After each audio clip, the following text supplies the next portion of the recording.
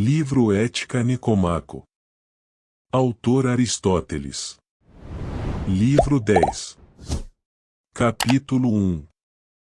Depois destes assuntos devemos talvez passar à discussão do prazer. Com efeito, julga-se que ele está intimamente relacionado com a nossa natureza humana, e por essa razão, ao educar os jovens, nós os governamos com os lemes do prazer e da dor. E também se pensa que comprazer-se com as coisas apropriadas e detestar as que se deve tem a maior influência possível sobre o caráter virtuoso. Porque essas coisas nos acompanham durante a vida inteira, com um peso e um poder próprios tanto no que toca à virtude como à vida feliz, já que os homens escolhem o que é agradável e evitam o que é doloroso, e são elas, segundo parece, as que menos conviria omitir em nossa investigação, especialmente por serem objeto de muitas controvérsias. Alguns, com efeito, dizem que o prazer é o bem, enquanto outros afirmam, pelo contrário, que ele é absolutamente mau, sem dúvida, na convicção de que essa é a verdade, e outros julgando que terá melhor efeito em nossa vida denunciar o prazer como coisa má, ainda que ele não o seja. Porquanto a maioria das pessoas, pensam eles, se inclinam para o prazer e são suas escravas, e por isso deveriam ser conduzidas na direção contrária, a fim de alcançarem o estado intermediário. Mas isso, seguramente, não é correto. Com efeito, os argumentos em torno de sentimentos e ações merecem menos confiança do que os fatos e assim quando entram em conflito com os fatos da percepção, eles são desprezados, ao mesmo tempo que desacreditam a própria verdade. Se um homem que difama o prazer é surpreendido uma vez a buscá-lo, isso parece provar que ele merece ser preferido a todas as coisas, porque a maioria das pessoas não sabe fazer distinções. Os argumentos verdadeiros afiguram-se, pois, extremamente úteis, não só para a ciência mas para a própria vida, porque, como se harmonizam com os fatos, nós lhes damos crédito, e de start estimulam os que os compreendem a viver de acordo com eles. Quanto a essas questões, basta. Passemos agora em revista as opiniões que têm sido expressas a respeito do prazer. Capítulo 2. Eudoxo pensava que o prazer é o bem porque via todos os seres, tanto racionais como irracionais, tender para ele, e porque em todas as coisas aquilo para que se dirige a escolha é excelente, e o mais visado pela escolha é o maior dos bens. E assim, o fato de todas as coisas se moverem para o mesmo objeto indicava que para todas era esse o maior dos bens, porque cada coisa, argumentava Eudoxo, encontra o seu bem próprio, da mesma forma que encontra o seu alimento adequado, e aquilo que é bom para todas as coisas e a que todas elas visam é o bem por excelência. Seus argumentos foram aceitos não tanto por si mesmos como pela excelência do seu caráter. Passava por ser um homem de notável autodomínio, e por isso se julgava que ele não afirmasse tais coisas como amigo do prazer, mas porque essa era a verdade. Acreditava Eudoxo que um estudo do contrário do prazer não conduzia com menos evidência à mesma conclusão, assim como a dor é em si mesma um objeto de aversão para todas as coisas, o seu contrário deve ser um objeto de preferência. Ora, o mais genuíno objeto de preferência é aquilo que escolhemos por si mesmo e não por causa de outra coisa ou com vistas nela, e o prazer é reconhecidamente dessa natureza, pois que ninguém indaga com que fim o sente, implicando de start que ele é em si mesmo um objeto de escolha.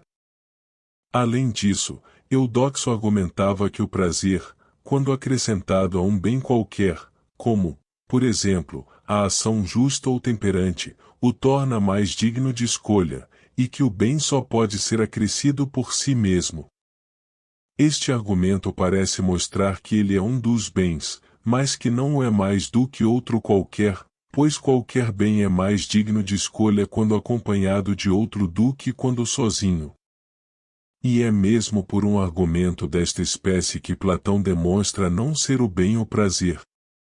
Diz ele que a vida aprazível é mais desejável quando acompanhada de sabedoria do que sem ela, e que, se a mistura é melhor, o prazer não é o bem, porque o bem não pode tornar-se mais desejável pela adição do que quer que seja.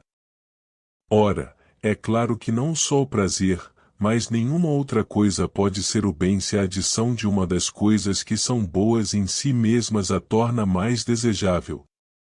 Que é, então, que satisfaz este critério, e em que, ao mesmo tempo, podemos participar?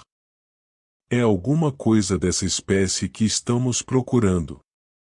Há quem objete a isso dizendo que o fim visado por todas as coisas não é necessariamente bom, mas podemos estar certos de que tais pessoas não fazem mais do que disparatar. Porquanto nós dizemos que aquilo que todos pensam é a verdade, e o homem que atacar essa crença não terá outra coisa mais digna de crédito para sustentar em lugar dela. Se fossem criaturas irracionais que desejassem as coisas de que falamos, talvez houvesse alguma verdade no que eles dizem, e mais, se seres inteligentes também as desejam, que sentido pode ter tal opinião? Sem embargo, talvez mesmo nas criaturas inferiores exista algum bem natural mais forte do que elas e que o oriente para o bem que lhes é próprio.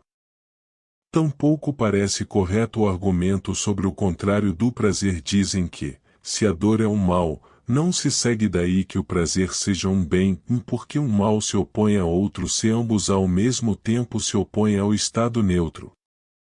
Ora, isto é bastante certo, mas não se aplica às coisas de que estamos tratando. Porque, se tanto o prazer como a dor pertencessem à classe dos males, ambos deviam ser objetos de aversão, ao passo que se pertencessem à classe das coisas neutras, nenhum seria objeto de aversão ou ambos o seriam em igual grau. Mas a verdade evidente é que os homens evitam uma como um mal e escolhem o outro como um bem. Essa deve ser, portanto, a natureza da oposição entre os dois. Capítulo 3. E, por outro lado, se o prazer não é uma qualidade, também não se conclui daí que ele não seja um bem, porque tampouco são qualidades a atividade virtuosa, nem a felicidade. Dizem, no entanto, que o bem é determinado, enquanto o prazer é indeterminado, visto admitir graus. Ora, se é pela observação do sentimento de prazer que pensam assim, o mesmo será verdadeiro da justiça e das outras virtudes, no tocante às quais dizemos sem hesitar que as pessoas de certo caráter são mais ou menos e procedem mais ou menos de acordo com essas virtudes, porquanto uma pessoa pode ser mais ou menos corajosa, e também é possível agir de maneira mais ou menos justa ou temperante.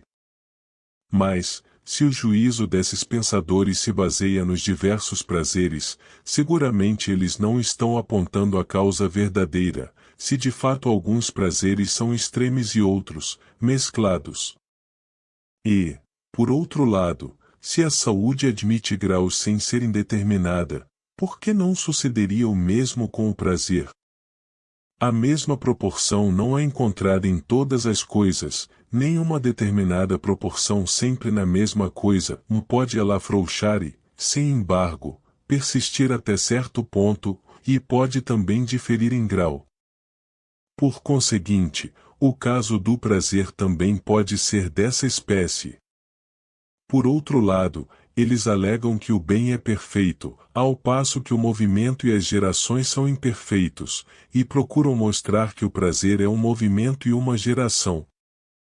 Mas nem mesmo isso parece ser verdade. Com efeito, pensa-se que a rapidez e a lentidão são características de todo e qualquer movimento, e se um movimento como o dos céus não tem rapidez nem lentidão em si mesmo, tem-nas em relação a outra coisa, mas do prazer nada disso é verdadeiro.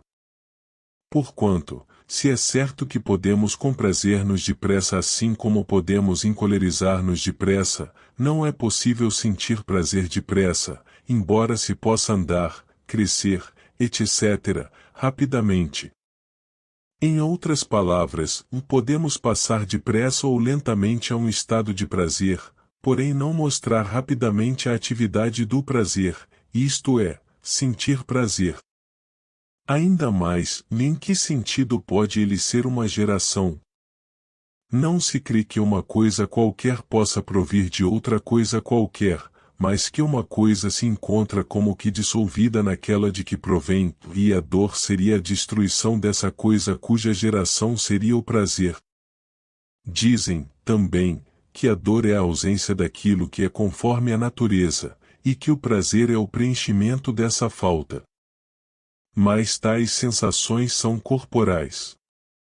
Se, pois, o prazer é o preenchimento daquilo que está de acordo com a natureza, o que sente prazer será aquilo em que ocorre o preenchimento da falta, a saber, o corpo.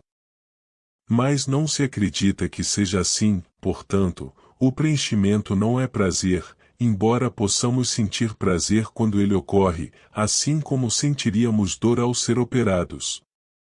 Esta doutrina parece basear-se nas dores e prazeres associados à nutrição, e no fato de que as pessoas que previamente sofreram míngua de alimentos e esta lhes foi dolorosa sentem prazer ao ser preenchida a falta.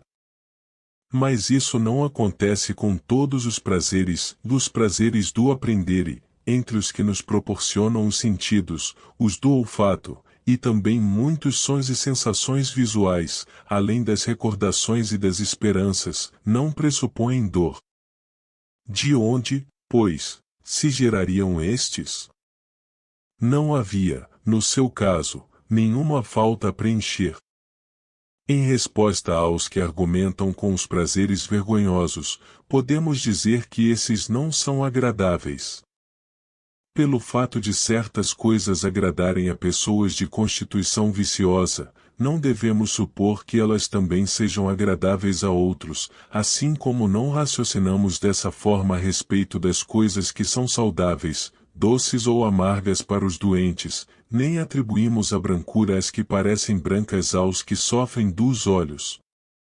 Ou, então, poder-se-ia responder que os prazeres são desejáveis, porém não os provindos dessas fontes, assim como a riqueza é desejável, porém não como recompensa da traição, e como a saúde não o é à custa de comer toda e qualquer coisa.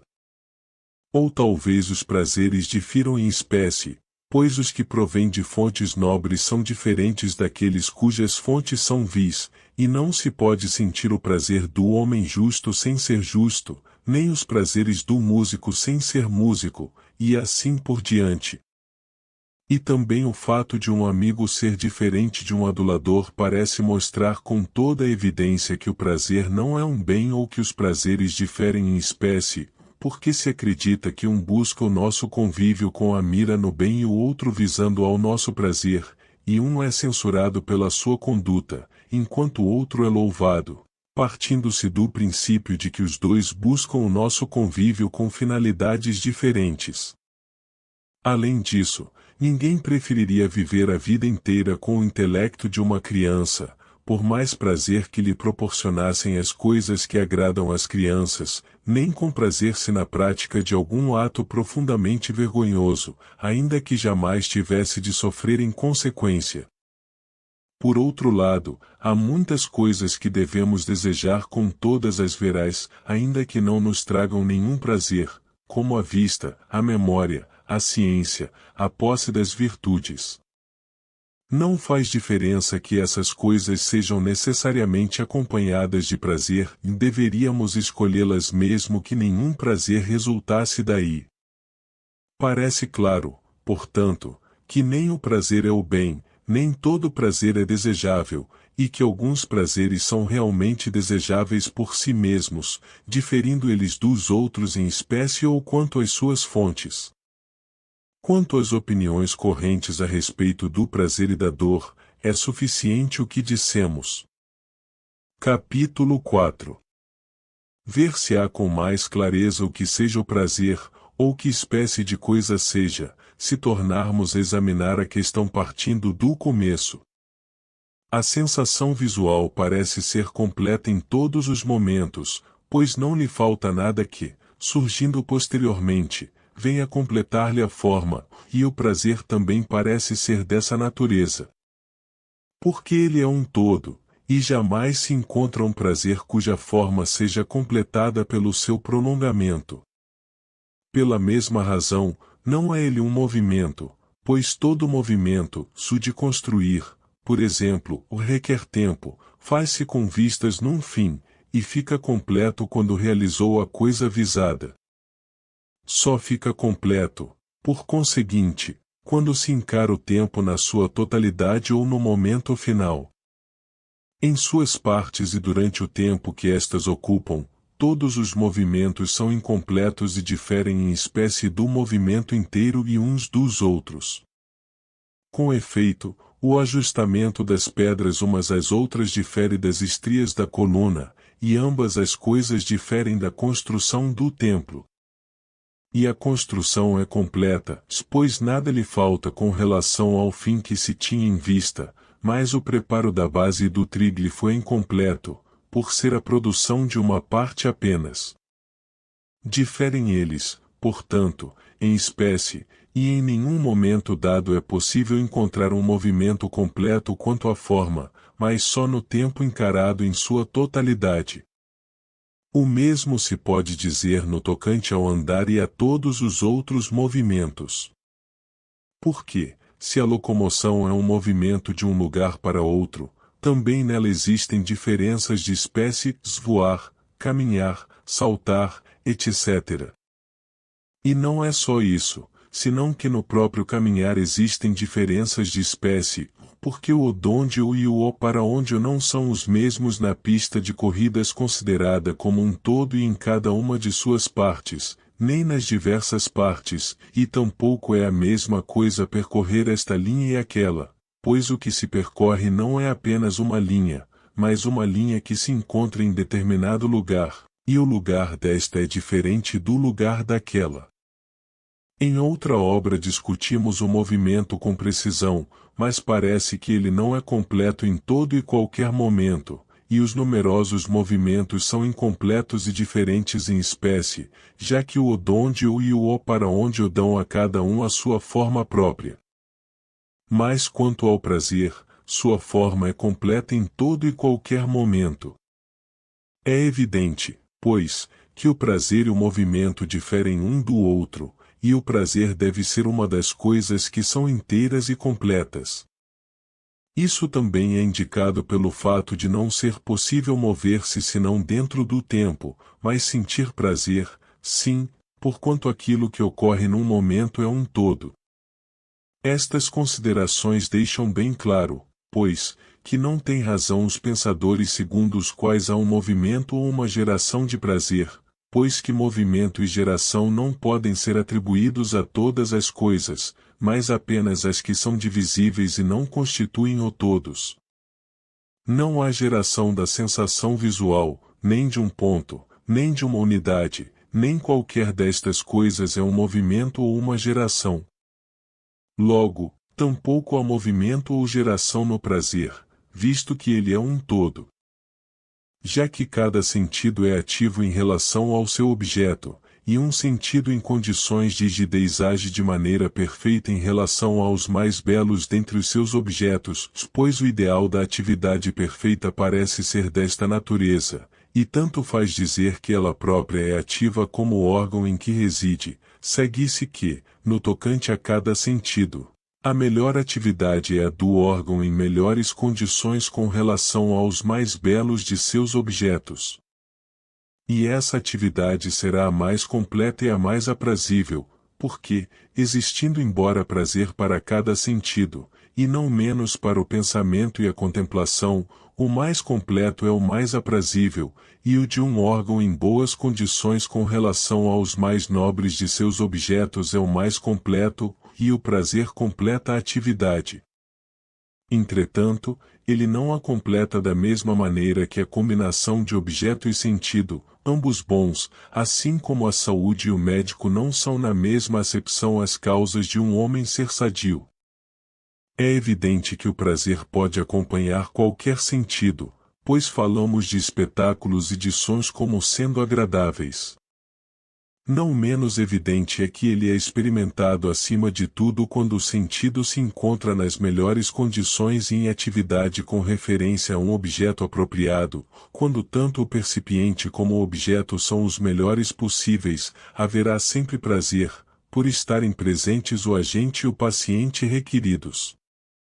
O prazer completa a atividade, não como o faz o estado permanente que lhe corresponde, pela imanência, mas como um fim que sobrevém como o viço da juventude para os que se encontram na flor da idade. Na medida, pois, em que tanto o objeto inteligível ou sensível como a faculdade discriminadora ou contemplativa forem tais como convém, a atividade será acompanhada de prazer, pois quando o fator ativo e o passivo se mantêm inalterados e guardam a mesma relação um para com o outro, o mesmo resultado segue-se naturalmente. Como explicar, então, que ninguém esteja sempre contente? Dar-se-á o caso de que nos enfastiemos?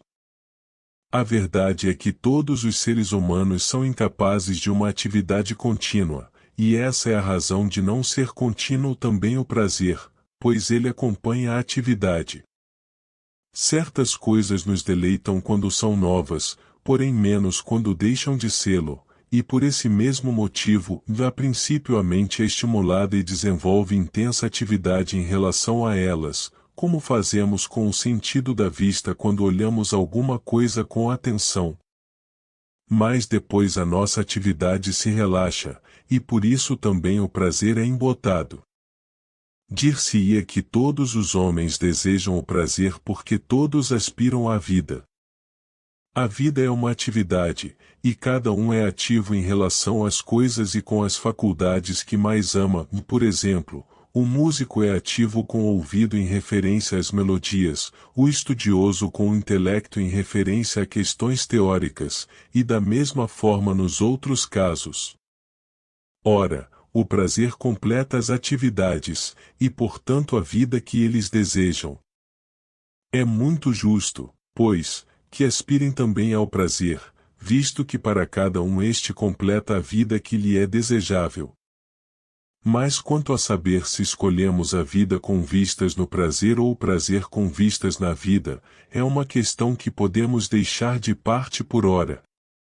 Com efeito, os dois parecem estar intimamente ligados entre si e não admitir separação, já que sem atividade não surge o prazer, e cada atividade é completada pelo prazer que a acompanha. Capítulo 5. Por esta razão, também os prazeres parecem diferir em espécie. Porquanto as coisas que diferem em espécie são, pensamos nós, completadas por coisas diferentes, vemos que isto é verdadeiro tanto dos objetos naturais como das coisas criadas pela arte, animais, árvores, uma pintura, uma estátua, uma casa, um utensílio, e pensamos, da mesma forma, que atividades diferentes em espécie são completadas por coisas diferentes em espécie. Ora, as atividades do pensamento diferem em espécie das dos sentidos, e dentro de cada uma dessas classes existem, por sua vez, diferenças específicas, logo, os prazeres que as completam também diferem do mesmo modo entre si. Isto é confirmado pelo fato de estar cada prazer estreitamente ligado à atividade que ele completa. Com efeito, cada atividade é intensificada pelo prazer que lhe é próprio, visto que cada classe de coisas é mais bem julgada e levada à precisão por aqueles que se entregam com prazer à correspondente atividade, por exemplo, são os que se comprazem no raciocínio geométrico que se tornam geometras e compreendem melhor os diversos teoremas, e analogamente os que gostam de música, de arquitetura, etc., fazem progressos nos respectivos campos porque se comprazem neles. E assim os prazeres intensificam as atividades, e o que intensifica uma coisa lhe é congênere, mas coisas diferentes em espécie têm propriedades diferentes em espécie. Mais evidente se torna isto quando consideramos que as atividades são impedidas pelos prazeres provenientes de outras fontes. Com efeito, as pessoas que gostam de tocar flauta são incapazes de acompanhar um argumento quando ouvem um flautista, porquanto o som desse instrumento lhes dá mais prazer do que a outra atividade, e assim, o prazer que acompanha a música anula a atividade raciocinativa. Isso acontece da mesma forma em todos os outros casos, quando estamos ativos em relação a duas coisas simultaneamente, a atividade mais aprazível desaloja outra, e isso tanto mais quanto mais aprazível for, de tal modo que chegamos a abandonar a outra. É por isso que quando nos deleitamos extraordinariamente com alguma coisa não nos dedicamos a nada mais, e fazemos uma coisa só quando a outra não nos causa grande prazer. Por exemplo, no teatro as pessoas que gostam de doces os comem em maior quantidade quando os atores são medíocres. Ora, como as atividades se tornam mais precisas, mais duradouras e melhores por efeito do prazer que lhes é próprio e são prejudicadas pelos prazeres estranhos, é evidente que essas duas espécies de prazer são bem distintas uma da outra. Porquanto os prazeres estranhos têm mais ou menos o mesmo efeito que as dores próprias, visto que estas também destroem as atividades correspondentes, por exemplo, se um homem acha desagradável ou penoso escrever ou fazer contas, ele não escreve nem faz contas, porque a atividade lhe é penosa. Destarte, uma atividade sofre efeitos contrários por parte de seus prazeres e dores próprios, isto é, daqueles que sobrevêm em virtude de sua própria natureza.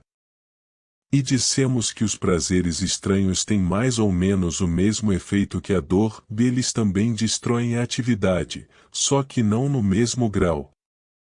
Ora, assim como as atividades diferem com respeito à bondade ou maldade, e umas são dignas de escolha, outras devem ser evitadas e outras ainda são neutras, o mesmo sucede com os prazeres, pois cada atividade tem o seu prazer próprio.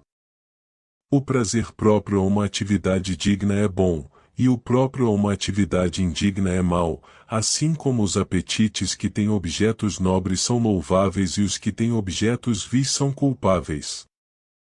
Mas os prazeres que acompanham as atividades são mais próprios destas do que os desejos, pois os segundos estão separados delas tanto pelo tempo como pela natureza, enquanto os primeiros estão intimamente unidos às atividades e é tão difícil distinguir os primeiros das segundas que se poderia até discutir a hipótese de ser a atividade a mesma coisa que o prazer. No entanto, o prazer não parece ser o pensamento ou a percepção. Isso seria estranho, mas, como nunca andam um sem o outro, alguns julgam que sejam a mesma coisa.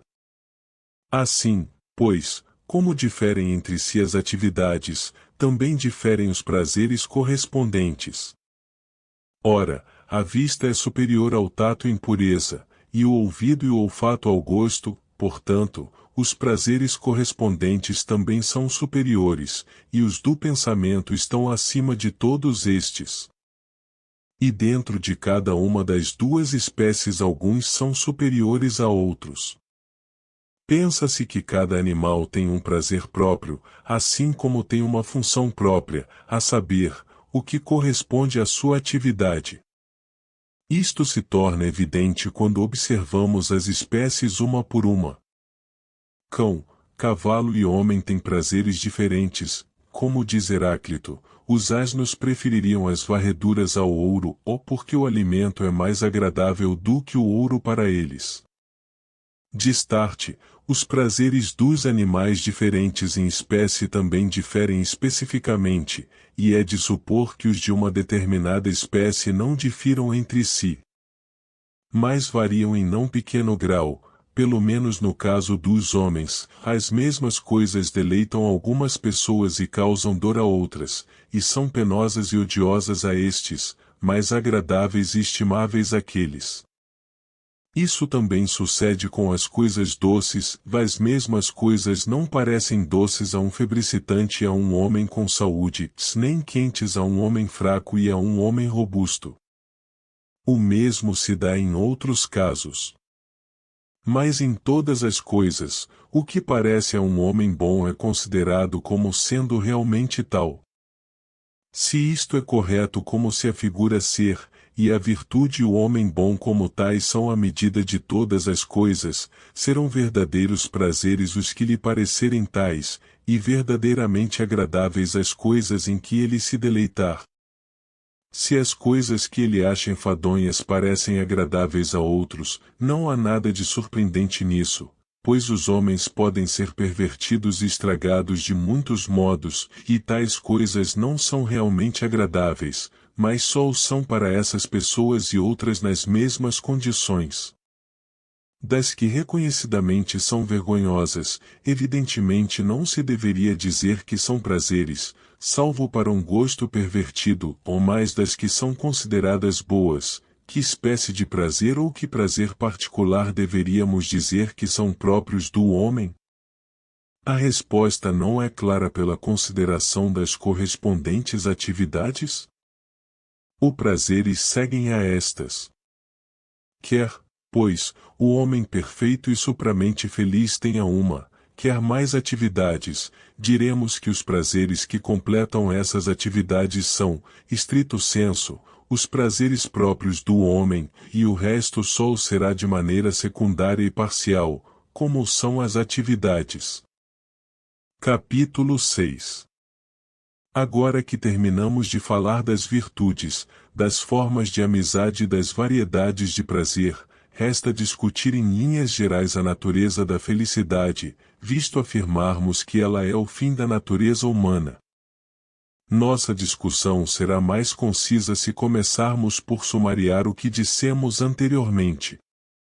Dissemos, pois, que ela não é uma disposição, porque, se o fosse, poderia pertencer a quem passasse a vida inteira dormindo e vivesse como um vegetal, ou, também, a quem sofresse os maiores infortúnios. Se estas consequências são inaceitáveis e devemos antes classificar a felicidade como uma atividade, como dissemos atrás, e se algumas atividades são necessárias e desejáveis com vistas em outra coisa, enquanto outras o são em si mesmas, é evidente que a felicidade deve ser incluída entre as desejáveis em si mesmas, e não entre as que o são com vistas em algo mais. Porque a felicidade nada falta, ela é autossuficiente. Ora, são desejáveis em si mesmas aquelas atividades em que nada mais se procura além da própria atividade. E pensa-se que as ações virtuosas são desta natureza, porquanto praticar atos nobres e bons é algo desejável em si mesmo. Também se acredita que as recreações agradáveis sejam dessa natureza.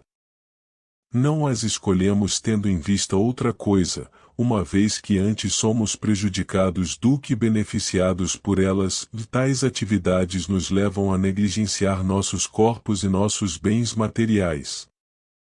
Mas a maioria das pessoas que consideramos felizes buscam refúgio nesses passatempos, e por isso as pessoas hábeis em proporcioná-los são altamente estimadas nas cortes dos tiranos. Tornam-se agradáveis companheiros nas ocupações favoritas do tirano, e essa é a espécie de homem que ele precisa ter ao seu lado.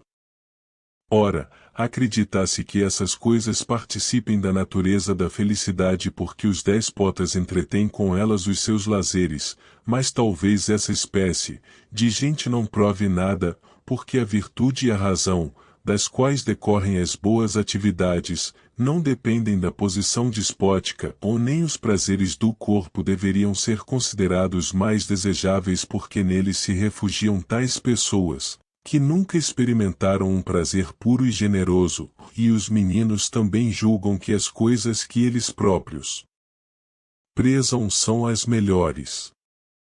É de crer, pois, que assim como diferentes coisas parecem valiosas aos meninos e aos homens feitos, também se dê o mesmo com os homens maus e os bons. Ora, como muitas vezes sustentamos, realmente valiosas e aprazíveis são aquelas coisas que são tais para o homem bom, e para cada homem a atividade que concorda com a sua disposição de caráter é a mais desejável, de modo que para o homem bom são essas as que concordam com a virtude. A felicidade não reside, por conseguinte, na recreação, e seria mesmo estranho que a recreação fosse o fim, e um homem devesse passar trabalhos e suportar agruras durante a vida inteira simplesmente para divertir-se.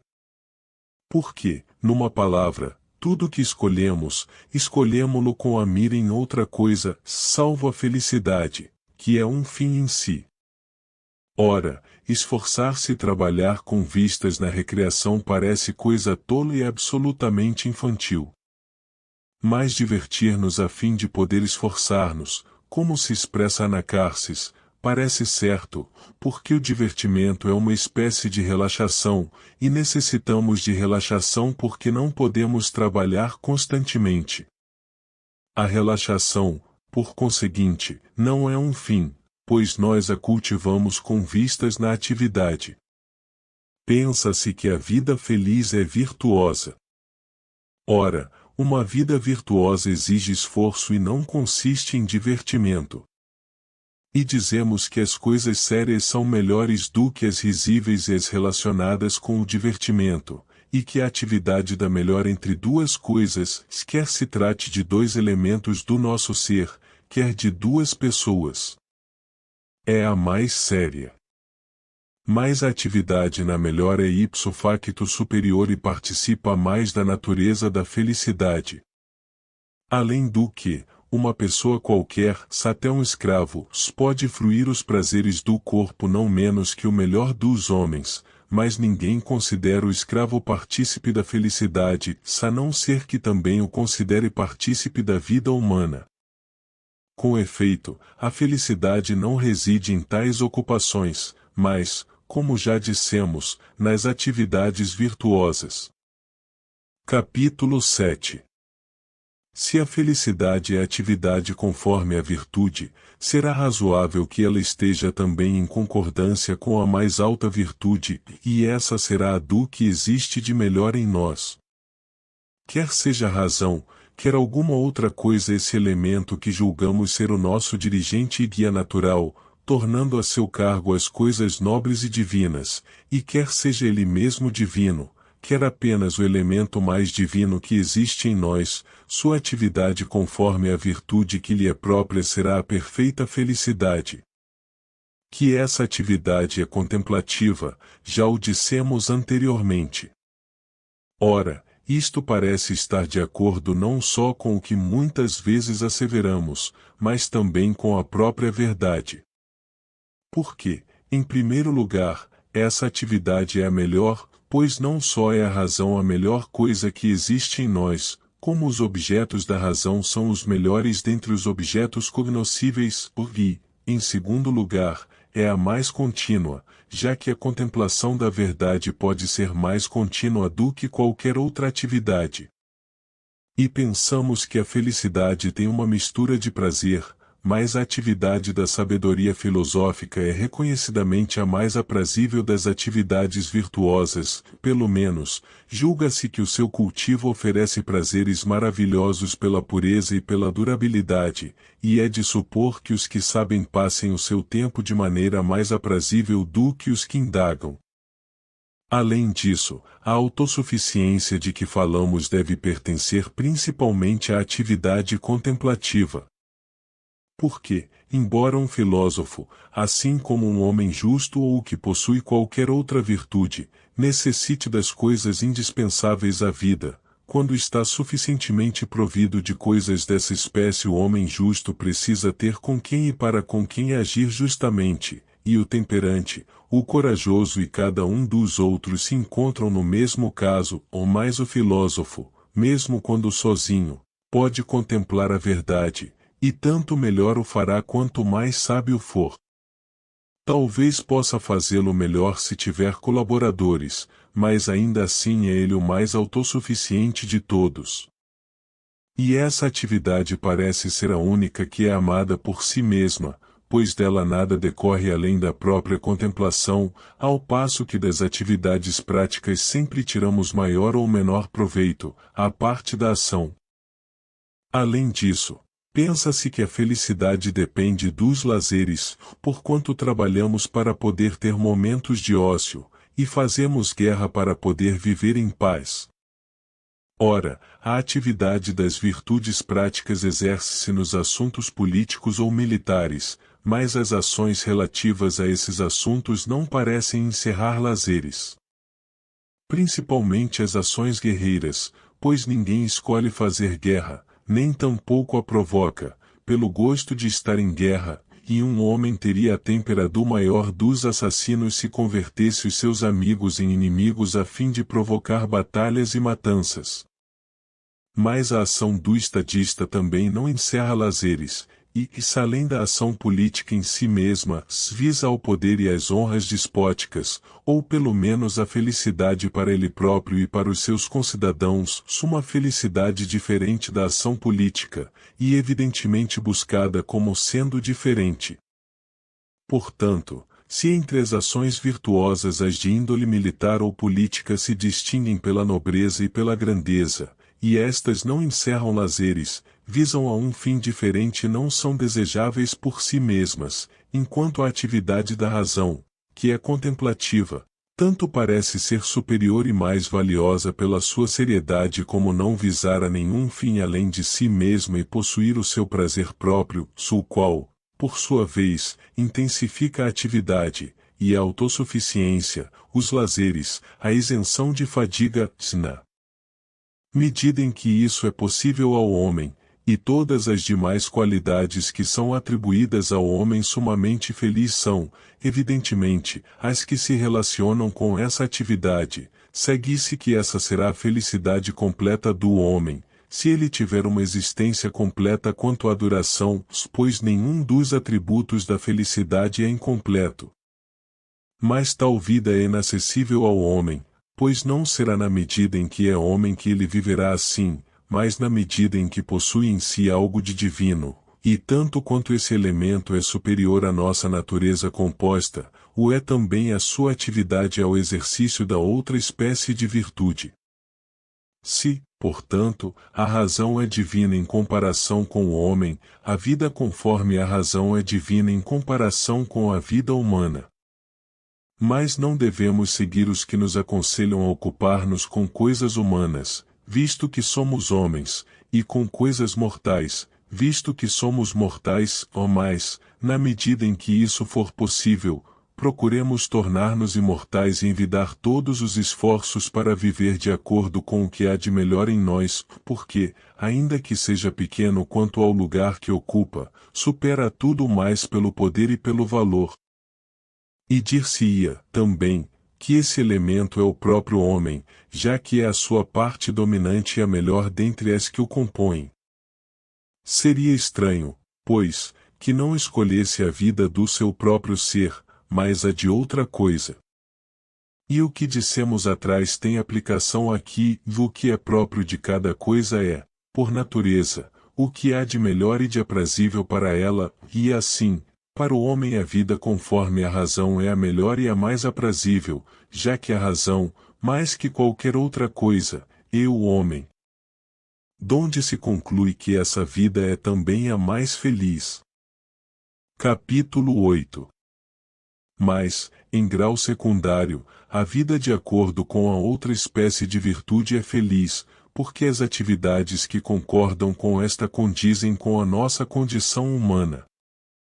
Os atos corajosos e justos, bem como outros atos virtuosos, nós os praticamos em relação uns aos outros, observando nossos respectivos deveres no tocante a contratos, serviços e toda sorte de ações, bem assim como as paixões, e todas essas coisas parecem ser tipicamente humanas. Dir-se-ia até que algumas delas provêm do próprio corpo e que o caráter virtuoso se prende por muitos laços às paixões.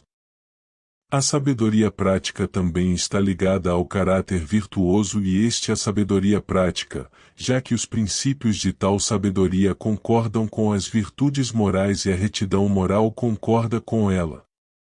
ligadas que são também as paixões, as virtudes morais devem pertencer à nossa natureza composta. Ora, tais virtudes são humanas, por conseguinte, humanas são também a vida e a felicidade que lhes correspondem. A excelência da razão é uma coisa à parte. Dela devemos contentar-nos em dizer isto, porquanto descrevê-la com precisão é tarefa maior do que exige o nosso propósito.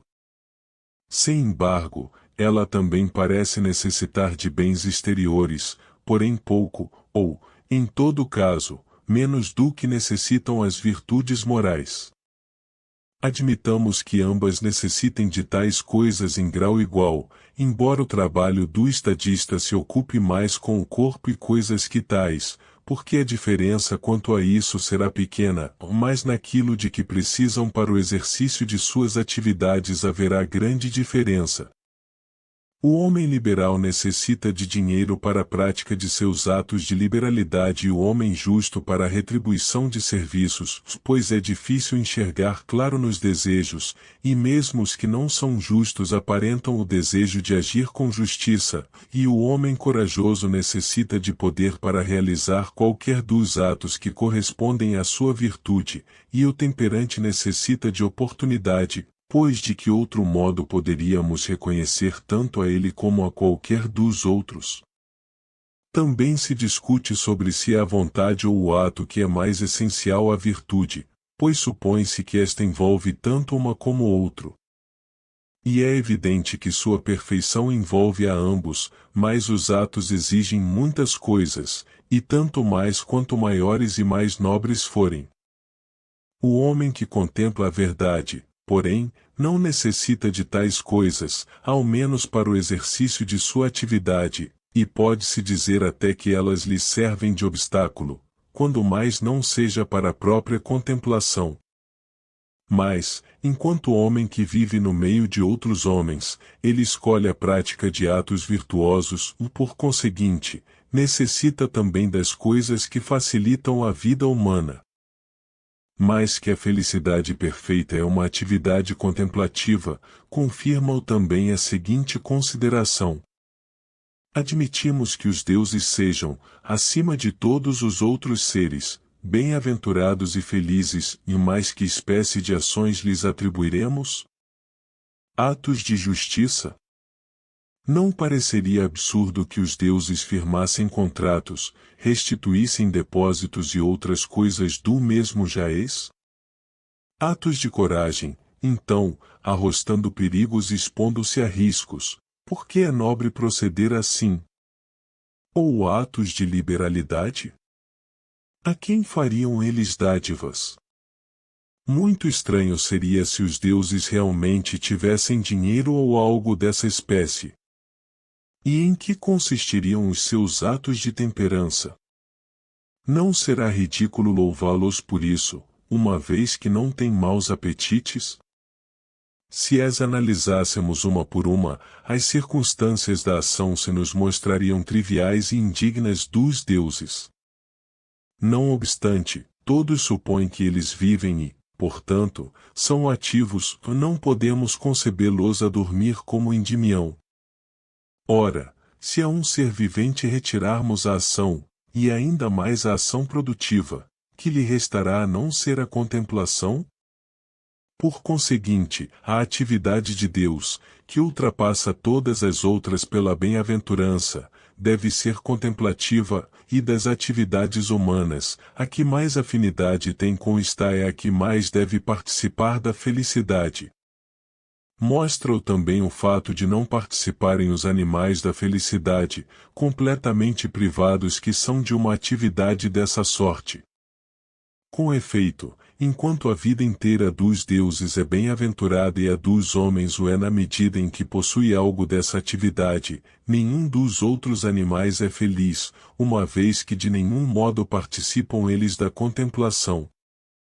A felicidade tem, por conseguinte, as mesmas fronteiras que a contemplação, e os que estão na mais plena posse desta última são os mais genuinamente felizes, não como simples concomitante mas em virtude da própria contemplação, pois que esta é preciosa em si mesma. E assim, a felicidade deve ser alguma forma de contemplação. Mas o homem feliz, como homem que é, também necessita de prosperidade exterior, porquanto a nossa natureza não basta a si mesma para os fins da contemplação, nosso corpo também precisa de gozar saúde, de ser alimentado e cuidado. Não se pense, todavia, que o homem para ser feliz necessite de muitas ou de grandes coisas, só porque não pode ser supremamente feliz sem bens exteriores. A autossuficiência e a ação não implicam excesso, e podemos praticar atos nobres sem sermos donos da terra e do mar. Mesmo desfrutando vantagens bastante moderadas pode-se proceder virtuosamente, e isso, aliás, é manifesto, porquanto se pensa que um particular pode praticar atos dignos não menos do que um déspota, mais, até.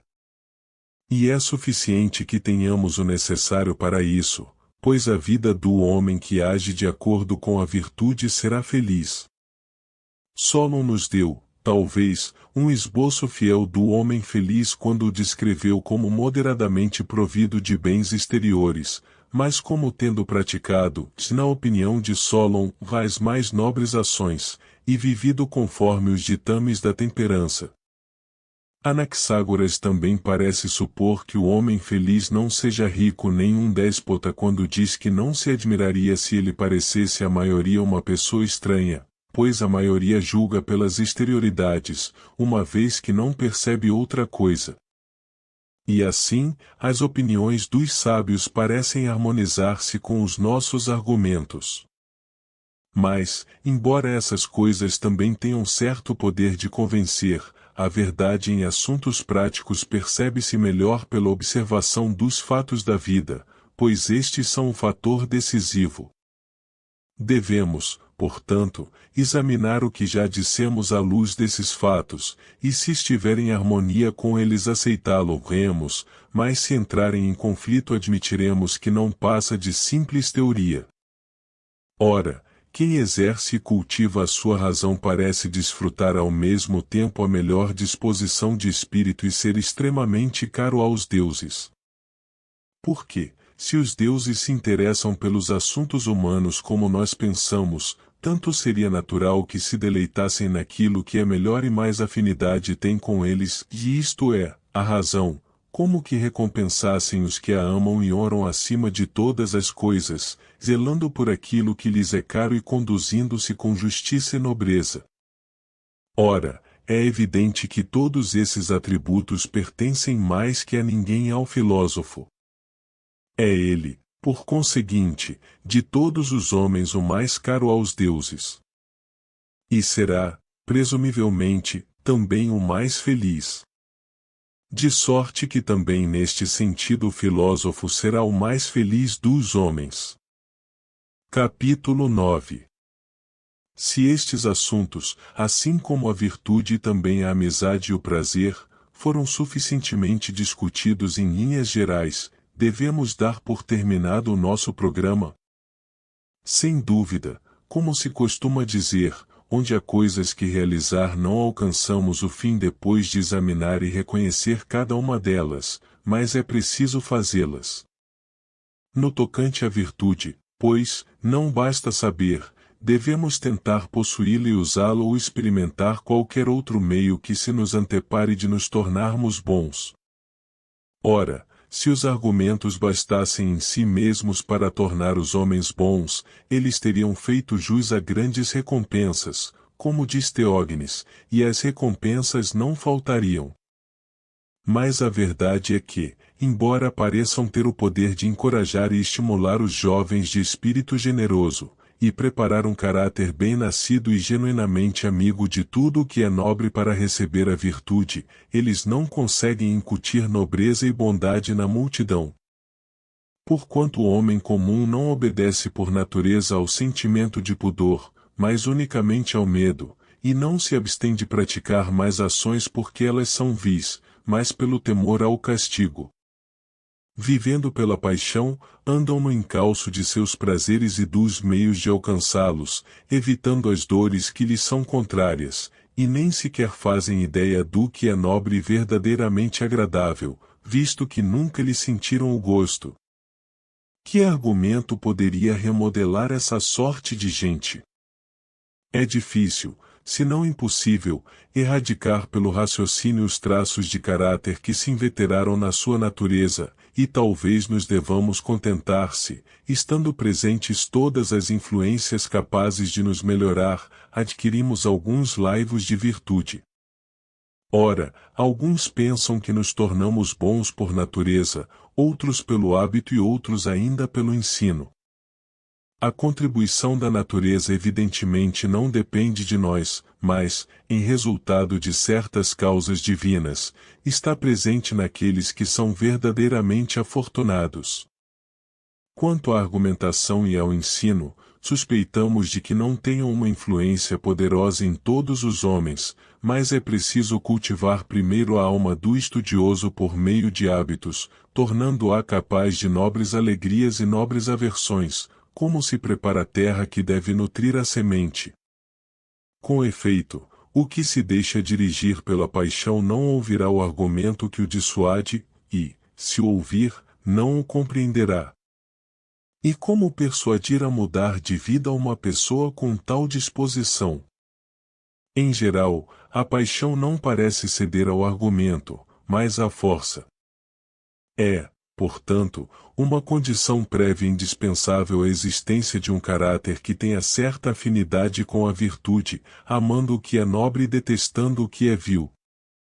Mas é difícil receber desde a juventude um adestramento correto para a virtude quando não nos criamos debaixo das leis apropriadas, pois levar uma vida temperante e esforçada não seduz a maioria das pessoas, especialmente quando são jovens.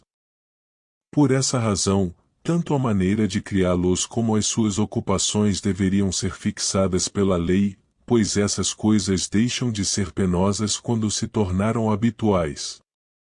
Mas não basta, certamente, que recebam a criação e os cuidados adequados quando são jovens, já que mesmo em adultos devem praticá-las e estar habituados a elas, precisamos de leis que cubram também essa idade, de modo geral, a vida inteira, porque a maioria das pessoas obedece mais à necessidade do que aos argumentos, e aos castigos mais do que ao sentimento nobre. Por isso pensam alguns que os legisladores deveriam estimular os homens à virtude e instigá-los com o motivo do nobre, partindo do princípio de que aqueles que já fizeram consideráveis progressos, mercê da formação de hábitos, serão sensíveis a tais influências, e que conviria impor castigos e penas aos que fossem de natureza inferior, enquanto os incuravelmente maus seriam banidos de todo.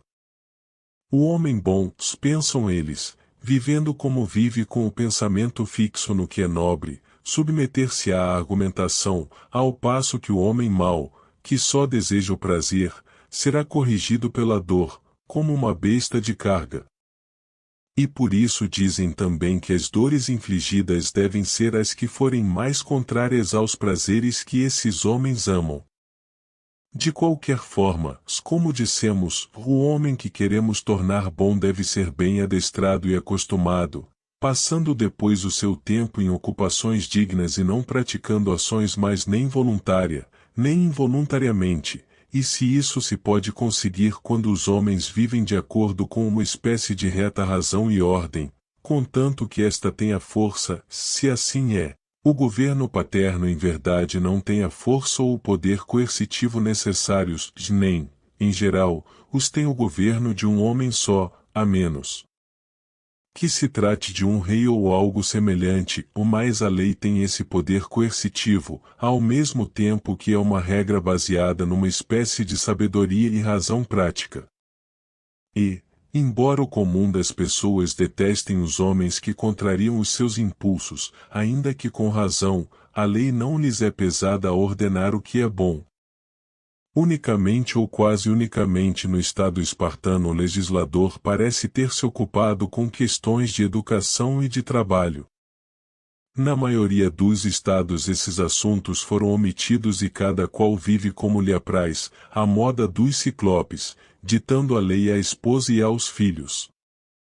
Ora, o mais certo seria que tais coisas se tornassem encargo público e que a comunidade provesse adequadamente a elas, mas, uma vez que as negligência, convém que cada homem auxilie seus filhos e amigos a seguirem os caminhos da virtude, e que tenham o poder ou pelo menos a vontade de fazê-lo. Do que ficou dito parece concluir-se que ele poderia fazê-lo melhor se tornasse capaz de legislar.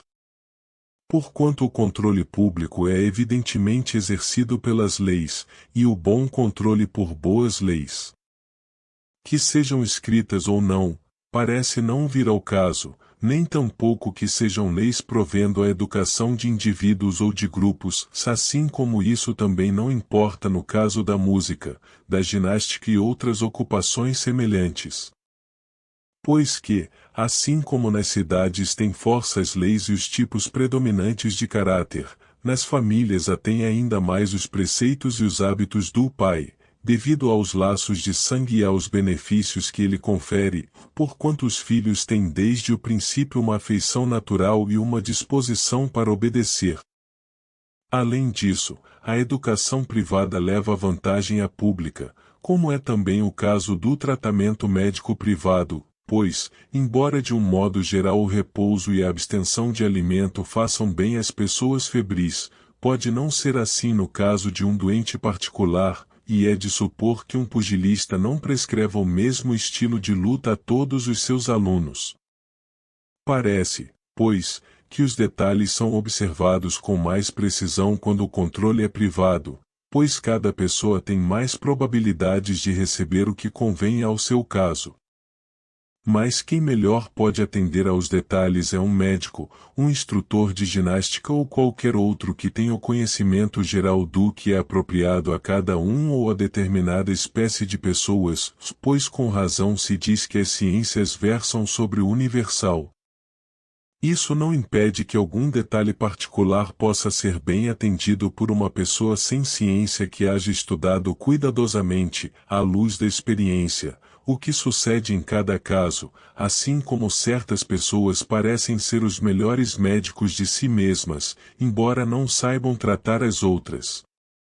Não obstante, hão de concordar que o homem que deseja tornar-se mestre numa arte ou ciência deve buscar o universal e procurar conhecê-lo tão bem quanto possível, pois que, como dissemos, é com ele que se ocupam as ciências. E, se é pelas leis que nos podemos tornar bons, seguramente o que se empenha em melhorar homens, sejam estes muitos ou poucos, deve ser capaz de legislar. Porquanto reformar o caráter de qualquer um do primeiro que lhe colocam na frente não é tarefa para qualquer um, ou se alguém pode fazer isso, é o homem que sabe, exatamente como na medicina e em todos os outros assuntos que exigem cuidado e prudência. Não convém, pois, indagar agora de quem e como se pode aprender a legislar? Porventura será, como em todos os outros casos, dos estadistas. A verdade é que esse assunto foi considerado como fazendo parte da estatística. Ou haverá uma diferença manifesta entre a estatística e as outras ciências e artes? Nas outras, vemos que as mesmas pessoas as praticam e se oferecem para ensiná-las, como, por exemplo, os médicos e os pintores. Mas, enquanto os sofistas pretendem ensinar política, não são eles que a praticam, e sim os políticos, que parecem fazê-lo graças a uma espécie de habilidade ou experiência, e não pelo raciocínio. Com efeito, ninguém os vê escrever ou falar sobre a matéria, conquanto essa fosse, talvez, uma ocupação mais nobre do que preparar discursos para os tribunais e a Assembleia, e também não consta que eles costumem fazer estadistas de seus filhos ou de seus amigos. Mas seria de esperar que o fizessem, se isso lhes fosse possível, pois não poderiam legar às suas cidades nada de melhor do que uma habilidade dessa sorte, ou transmiti-la aos que lhes são caros se preferissem guardá-la no seu meio. No entanto, a contribuição da experiência parece não ser pequena, e de outra forma eles não poderiam tornar-se políticos por participarem da vida política. donde se conclui que os que ambicionam conhecer a arte da política necessitam também da experiência. Mas aqueles sofistas que professam a arte parecem estar muito longe de ensiná-la. Com efeito, para exprimir-nos em termos gerais, esses homens nem sequer sabem que espécie de coisa ela é, nem sobre o que versa. De outro modo, não a teriam classificado como idêntica à retórica ou mesmo inferior a esta, nem julgariam fácil legislar mediante uma compilação das leis mais bem reputadas. Dizem que é possível selecionar as melhores leis, como se esse próprio trabalho de seleção não requeresse inteligência e como se o bom discernimento não fosse a mais importante de todas as coisas, tal qual sucede na música. Com efeito, embora as pessoas experimentadas em qualquer campo julguem com acerto das obras que se produzem nele e compreendam por que meios e de que modo essas obras são realizadas, e que coisas se harmonizam com outras coisas, os inexperientes devem dar-se por muito felizes quando podem julgar se a obra foi bem ou mal feita, como no caso da pintura. Ora, as leis são, por assim dizer, as obras ou da arte política, e como é possível, então, aprender com elas a ser legislador ou julgar quais sejam as melhores? Os próprios médicos não parecem formar-se pelo estudo dos livros. Não obstante, as pessoas procuram indicar não apenas os tratamentos, mas como podem ser curados e devem ser tratados certos tipos de gente, distinguindo os vários hábitos do corpo, ou mais, embora isso pareça ser útil aos experimentados, para os inexperientes não tem nenhum valor. É certo, pois, que embora as compilações de leis e constituições possam prestar serviços às pessoas capazes de estudá-las, de distinguir o que é bom do que é mal e a que circunstâncias melhor se adapta a cada lei, os que examinam essas compilações sem o socorro da experiência não possuirão o reto discernimento, a menos que seja por um dom espontâneo da natureza, embora talvez possam tornar-se mais inteligentes em tais assuntos. Ora, os nossos antecessores nos legaram sem exame este assunto da legislação. Por isso, talvez convenha estudá-lo nós mesmos, assim como a questão da Constituição em geral, a fim de completar da melhor maneira possível a nossa filosofia da natureza humana. Em primeiro lugar, pois, se alguma coisa foi bem exposta em detalhe pelos pensadores que nos antecederam, passemo-la em revista, ou depois, à luz das constituições que nós mesmos coligimos, examinaremos que espécies de influências preservam e destroem os estados, que outras têm os mesmos efeitos sobre os tipos particulares de constituição, e a que causas se deve o fato de serem umas bem e outras mal aplicadas. Após estudar essas coisas teremos uma perspectiva mais ampla, dentro da qual talvez possamos distinguir qual é a melhor constituição, como deve ser ordenada cada uma e que leis e costumes lhe convém utilizar a fim de ser a melhor possível. Parabéns por chegar até o final deste audiolivro. Nós gostaríamos que você compartilhasse o seu saber conosco, escrevendo nos comentários do vídeo sobre os assuntos abordados no livro, para podermos debater ideias, insights e sugestões. Se você gostou do livro, deixe seu like e inscreva-se no nosso canal para não perder nenhum audiolivro. Obrigado por fazer parte da nossa comunidade.